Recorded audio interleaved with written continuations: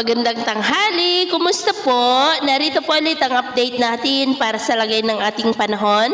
Ngayong tanghali po ng October 28, 2023 na kung saan sa ngayon ay patuloy pa rin natin na binabantayan ang LPA na nasa labas po ng ating area of responsibility about 1,780 km east ng Mindanao.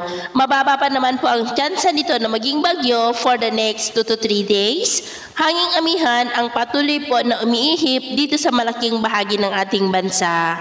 At sa atin pong long range forecast ay wala pong bagyo na namamataan rito na tatawid sa ating bansa hanggang sa matapos ang buwan na ito.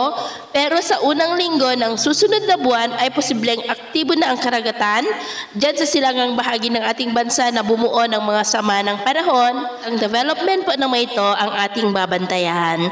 At sa lagay ng ating panahon ngayong tanghali ay generally fair weather sa malaking bahagi po ng ating bansa maliban lamang sa mga tsansa ng maulap na kalangitan na may mga pulupulong pag-ulan sa ilang bahagi po ng Nueva Ecija, Quirino, Aurora, Quezon, Laguna, Batangas, Bicol Region, Oriental Mindoro, ilang bahagi po ng Palawan, Capiz, northern part ng Cebu, southern part ng Samar, Sarangani, South Cotabato, Davao del Sur at maging po dyan sa may Mati sa may Davao Oriental.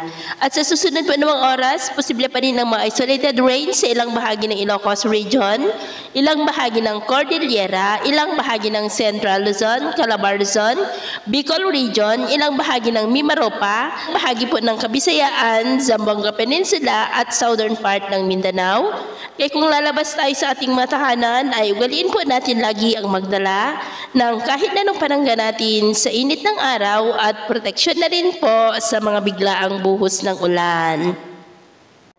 At sa atin naman pong mga baybayin, wala naman po tayong nakataas na anumang gale warning signals, pero ba yung pag-iingat lamang po kung papalaot tayo para mas makaiwas sa mga sakunang pangkaragatan.